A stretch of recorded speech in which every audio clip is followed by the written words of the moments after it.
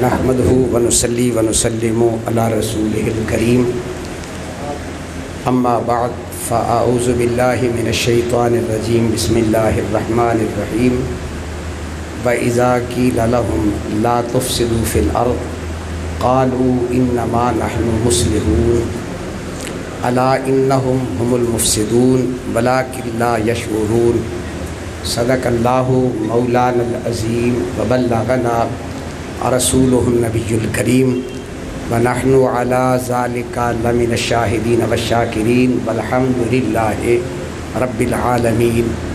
ایک مرتبہ محبت سے درود پاک پڑھ لیجیے۔ الصلاۃ والسلام علیکہ سیدی یا رسول اللہ وعلی آلک واصحابک یا حبیب اللہ۔ برادران ملت، سب سے پہلے نمبر پر تمام قائدین، ان کا نام برادر محترم علامہ سعیدی صاحب نے تفصیلاً آپ کو بتا دیے۔ مذہبی جماعتوں کے قائدین، انجمن تاجران کے ذمہ داران اور پھر بالخصوص پریس کلب کے جتنے بھی ذمہ دار عہدیدار حضرات تشریف فرما ہیں، ان تمام کا شکریہ ادا کرتا ہوں کہ آپ حضرات نے ایک ایسا پلیٹ فارم مہیا کیا جس میں تمام مکاتب فکر یک زباں ہو کر ایک ہی نقطے پر متفق ہیں، اور وہ نقطہ کیا ہے کہ اس روئے زمین پر گستاخ رسول ہو یا گستاخ اہل بیت ہو یا گستاخ صحابہ ہو، اس روئے زمین پر اس کو زندہ رہنے کا کوئی حق نہیں ہے۔ عزیزان گرامی، مجھ سے قبل آپ نے بڑی محبت کے ساتھ تمام علماء کرام کے خطابات سماعت فرمائے، بالخصوص بزرگ عالم دین مفتی گلزار احمد صاحب زیدہ شرفہ نے جو کچھ میں عرض کرنا تھا انہوں نے ارشاد فرما دیا، اور یہ بھی ان کی بات مبنی بر حقیقت ہے کہ اس ساری کاوش اور محنت کا جو صحرا ہے برادر مکرم علامہ منیر احمد سعیدی صاحب زیدہ شرفہ کے سر جاتا ہے۔ ہماری دعا ہے اللہ تبارک و تعالیٰ اس کارواں کو روکے نہیں بلکہ منزل مقصود تک پہنچنے کی توفیق عطا فرمائے۔ حضرات گرامی، اس سلسلہ میں کسی بھی مکتب فکر کی کوئی دوسری رائے نہیں ہے کہ جن کو جو مقام اللہ اور اس کے رسول نے عطا کیا ہے، اگر کوئی اس کا انکار کرتا ہے، اس پہ تنقید کرتا ہے، ان کے انکار اور تنقید سے ان کی عظمتوں میں کبھی فرق نہیں آ سکتا۔ اگر کوئی آدمی چاند پر تھوکتا ہے تو چاند پر تھوکنے سے چاند کی روشنی میں کمی نہیں آتی ہے۔ اس لیے کوئی یہ سوچتا ہے کہ اگر چاند پر تھوکنے سے چاند کی روشنی میں کمی آئے گی تو وہ احمقوں کی جنت میں رہتا ہے۔ اور پھر سب سے بنیادی بات جو قرآن نے سمجھائی ہے وہ یہ ہے کہ رب کائنات نے منافقین سے کہا کہ تم فساد نہ کرو، آگے سے وہ کہنے لگے ہم فسادی نہیں ہیں، ہم تو اصلاح کرنے والے ہیں۔ یہی نقطہ، یہی فلسفہ قرآن نے ان لوگوں کو منافق کہا جنہوں نے صحابہ کرام پر تنقید کی ہے۔ قرآن مقدس کا مطالعہ کریں تو دو لوگوں کو قرآن نے پاگل کہا ہے، ایک گستاخ رسول کو اور ایک گستاخ صحابہ کو۔ ان دو کو، اب وہ آیات میں نہیں پڑھتا، نہ تفصیل میں جاتا ہوں، وقت نہیں ہے، ان دونوں کو اللہ تبارک و تعالیٰ نے پاگل کہا ہے۔ اور جس آدمی کو اللہ پاگل ہونے کی ڈگری دے دے پھر اس کی ڈگری کوئی منسوخ نہیں کر سکتا۔ دنیا میں جتنی یونیورسٹیز ہیں ان کی ڈگری جعلی بھی ہو سکتی ہے، 2 نمبر بھی ہو سکتی ہے، کینسل بھی کی جا سکتی ہے، لیکن اللہ نے جن کو ڈگری عطا کی ہے وہ ڈگری قیامت تک کبھی کینسل نہیں ہو سکتی ہے۔ ان کو پاگل ہونے کی ڈگری میں نے اور آپ نے نہیں دی، رب کائنات نے قرآن میں دی ہے۔ اس لیے بلکہ اس سے بھی آگے بڑھ کے عرض کروں، کیونکہ یہاں کثیر تعداد میں علماء طلباء ہیں، تو قرآن نے ان کے لیے لفظ کیا استعمال کیا؟ الا انہم ہم المفسدون، آگے کیا فرمایا؟ ولکن لا یشعرون۔ کیونکہ میں قرآن کا طالب علم ہوں تو جب غور کرتا ہوں اللہ کریم نے ان پاگلوں سے علم کی نفی نہیں کی، شعور کی نفی کی ہے۔ اللہ کریم نے ان پاگلوں سے علم کی نفی نہیں کی، کس کی نفی کی ہے؟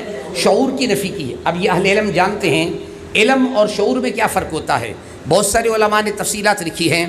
علم کا تعلق انسان کے ساتھ ہے، شعور کا تعلق بھی انسان کے ساتھ ہے، ادراک کا تعلق بھی انسان کے ساتھ ہے، قوت دراکیہ کا تعلق بھی انسان کے ساتھ ہے، لیکن شعور کا تعلق جانور کے ساتھ ہے۔ شعور انسان میں بھی ہے، علم بھی ہے، جانور میں شعور ہوتا ہے، علم نہیں ہوتا ہے۔ اب قرآن کہنا یہ چاہتا ہے کہ جو صحابہ پہ تنقید کرے جانور میں بھی شعور ہوتا ہے، لا یشعرون، اس میں شعور نہیں ہے، معنی یہ ہے کہ یہ جانور سے بھی بدتر ہے جو میرے مصطفیٰ کے غلاموں پہ تنقید کرتا ہے۔ اس سے بڑی ڈگری اور کیا ہو سکتی ہے؟ اس پہ اگر وقت میں گنجائش ہوتی۔ اب سوال یہ پیدا ہوتا ہے کہ بلا مفتی صاحب نے ارشاد فرمایا، ایک جملہ بڑا جو میں محبت سے سن رہا تھا کہ ہم امن کے داعی ہیں، امن کمیٹی کے ممبر ہیں، جتنے بھی یہاں تشریف فرما ہیں، میں تمام سے بغیر پوچھے گارنٹی سے آپ کی ضمانت دیتا ہوں، ہم سارے لوگ امن کے داعی ہیں، ہم امن کے قائل ہیں، ہم امن کو مٹانا نہیں چاہتے، لیکن اس کے ساتھ ساتھ جو انہوں نے بات فرمائی بڑی اچھی ہے، یعنی امن کا مطلب بے غیرتی نہیں ہے، امن کا مطلب ایمان کو بیچنا نہیں ہے، ایمان کی سودا بازی کرنے نہیں ہے۔ امن کون خراب کرتا ہے؟ سمجھانے کے لیے ایک مثال دینا چاہتا ہوں۔ آپ کا شہر حاصل پور ہے، بازار میں کاروبار ہو رہا ہے، سارے لوگ دکانوں پہ آرام سے سکون سے بیٹھے ہیں، بالکل کام ہو رہا ہے، اچانک جنگل سے خنزیر آئے اور بازار میں داخل ہو جائے۔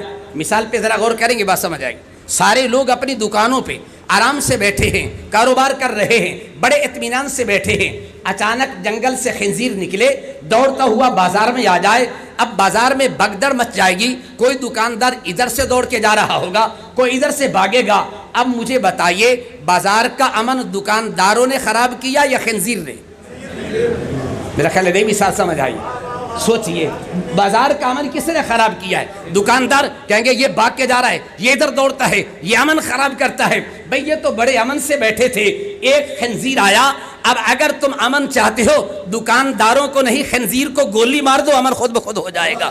اس لیے یہ سوچنے کی کیا ضرورت ہے؟ میرے ملت کے غیور نوجوانوں، آئیے کوئی یہ کہے کہ سنی امن کا دشمن ہے؟ نہیں، سنی امن کا داعی ہے۔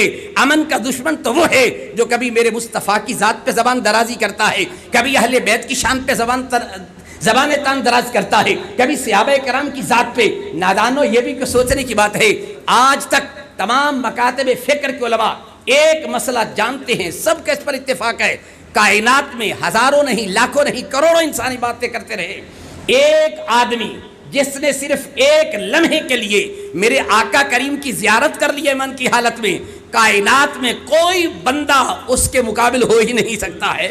تو بھائی جس نے نمازیں نہیں پڑھی، روزے نہیں رکھے، حج نہیں، کچھ بھی نہیں کیا، ایک لمحے کے لیے رخ مصطفیٰ کو دیکھا۔ آج کا اگر کوئی کالے دل والا یا کالے لباس والا اگر کوئی آج کالے لباس والا یا کالے دل والا ان روشنیوں کو بھونکنا چاہتا ہے تو کیا خیال ہے روشنی میں کمی آ جائے گی؟ نہیں نادانو، جس طرح ان کا ظاہر چمکتا تھا ان کا باطن بھی چمکتا ہے۔ سورج کی روشنی میں کمی آ سکتی ہے، چاند کی روشنی میں کمی آ سکتی ہے، سورج گرہن ہو سکتا ہے، ابو بکر گرہن نہیں ہو سکتا ہے، عمر گرہن نہیں ہو سکتا ہے، علی گرہن نہیں ہو سکتا ہے، اس لیے کہ اللہ کے محبوب نے اہل بیت میں اور صحابہ میں وہ روشنی چمکائی ہے جس کے اندر روشنی ماند ہونے کا امکان ہی نہیں ہوتا ہے۔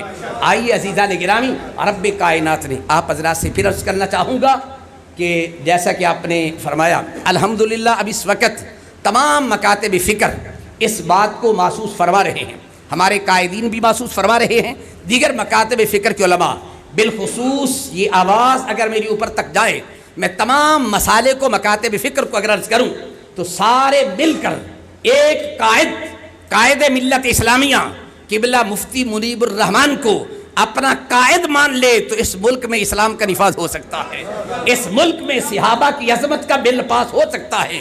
ماضی میں دیکھیں جب تک ہم تقسیم رہے کوئی بل پاس نہیں ہوا، اور جب بھی ختم نبوت کا مسئلہ ہو یا کوئی متفق ہوئے تو بل پاس ہوتے ہیں۔ آج بھی اگر میں مفتی منیب الرحمان صاحب کا عقیدت مند ضرور ہوں، محبت ضرور کرتا ہوں، لیکن محبت کی بنیاد پہ نہیں کہنا چاہتا، حقیقت کی بنیاد پہ کہنا چاہتا ہوں۔ اللہ نے ان میں جو صلاحیت، لیاقت، استعداد رکھی ہے وہ کسی اور میں نظر نہیں آتی ہے۔ صرف سمجھانے کے لیے، ابھی آپ نے دیکھا ہوگا جس وقت لاک ڈاؤن ہوا پوری دنیا میں 50 سے زائد ممالک ہیں، کسی ملک میں مسجد کھلی نہیں ہے، ہر مسجد کو تالا لگا ہے۔ حتیٰ کہ اعجاز مقدس میں یہ مفتی صاحب کی قیادت کا کمال تھا کہ پاکستان میں مسجد کو تالا نہیں لگا، ہم نماز پڑھتے رہے ہیں۔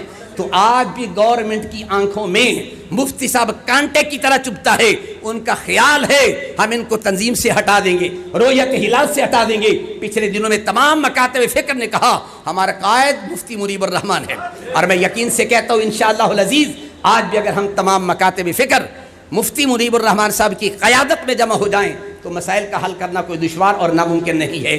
پھر آخر میں تہ دل سے تمام جماعتوں کے قائدین اور کارکنوں سے اور بالخصوص پریس کلب کے دوستوں کا شکریہ ادا کرتا ہوں، اور آئندہ بھی انشاءاللہ العزیز محبت کا اظہار تھا، ہے اور ہوتا رہے گا۔ کوشش کریں ہم اپنے نوجوانوں کو، اپنے بچوں کو بھی، میں نے پہلے بھی عرض کیا تھا، ان کی بھی ہم ذہن سازی کریں، ان کی تربیت کریں۔ فرقہ واریت کی مدح اسلام نے کبھی بھی نہیں کی ہے، یہ بات ذہن میں رکھ لیں۔ جہاں تک بحثیت طالب علم، قرآن و سنت کا میں نے مطالعہ کیا ہے، نہ قرآن کی کسی آیت میں فرقہ واریت کی مدح آئی ہے، نہ حدیث میں مدح آئی ہے۔ جہاں بھی فرقہ واریت کی آئی ہے تو مذمت آئی ہے، بلکہ میں تو کہوں تو قرآن نے تو نام لے کے کہا فرقہ واریت کون پھیلائے گا، ان الذین فرقوا دینہم وکانوا شیعا، تو قرآن نے تو نام لے کے بتایا فرقہ واریت کا کام کون کرتا ہے، فرقہ واریت کون پھیلاتا ہے۔ تو بھائی آئیے سوچئے، ذرا دیکھ لیں ہماری آستین میں کون سے سانپ چھپے ہوئے ہیں جو ہمیں ڈسنا چاہتے ہیں۔ آئیے محبت سے عرض کروں گا، قرآن کا فرمان وَاعْتَصِمُوا بِحَبْلِ اللَّهِ جَمِيعًا وَلَا تَفَرَّقُوا وَاذْكُرُوا نِعْمَتَ اللَّهِ۔ اللہ پاک ہم سب کو غلامی رسول کی توفیق عطا فرمائے، غلامی اہل بیت اطہار کی توفیق عطا فرمائے، غلامی صحابہ کی توفیق عطا فرمائے، غلامی اولیاء کی اللہ توفیق عطا فرمائے۔ وَمَا عَلَيَّ إِلَّا الْبَلَاغُ۔ تاجدار ختم نبوت زندہ باد، زندہ باد، تاجدار ختم نبوت زندہ باد، زندہ باد، تاجدار ختم نبوت زندہ باد، زندہ باد۔ رکھ کر ہمیشہ ساتھ انہیں معتبر کیا، رکھ کر ہمیشہ ساتھ انہیں معتبر کیا، صدیق کو حبیب نے افضل بشر کیا، شانوں پہ لے کے سرور عالم کو اے عتیق، شانوں پہ لے کے سرور عالم کو اے عتیق، حیران فرد ہے کہ یہ کیسا سفر کیا، حیران خرد ہے کہ یہ کیسا سفر کیا، پہلو میں اپنے لے کے دے کے جگہ یار غار کو، پہلو میں اپنے دے کے جگہ یار غار کو، ابن ابی قحافہ کو شک نظر کیا، ابن ابی قحافہ کو رشک نظر کیا۔ دوستان محترم، لنگر سے طعام سے پہلے میں استدا کروں گا، اگر میں کچھ دوستوں کا شکریہ ادا نہ کروں تو یہ بہت بڑی بخیلی ہوگی۔ جمعیت اہل حدیث کے جو شاہین الدعوہ کے مجھ سے بھی پہلے 8:30 بجے مجھے فون آیا کہ جناب آپ کہاں ہیں، ہم تو یہاں پہنچے کھڑے ہیں، تو میں ان کو سلام عقیدت اور خراج تحسین پیش کرتا ہوں۔ اسی طرح جمعیت اسلام کے ساتھیوں نے، تحریک لبیک کے ساتھیوں نے بہت شفقت کی اور ولولے اور جذبے کا ثبوت دیا۔ آخر میں دعا کے لیے درخواست کروں گا حضرت علامہ مفتی گلزار احمد گل صاحب سے کہ وہ دعا کریں۔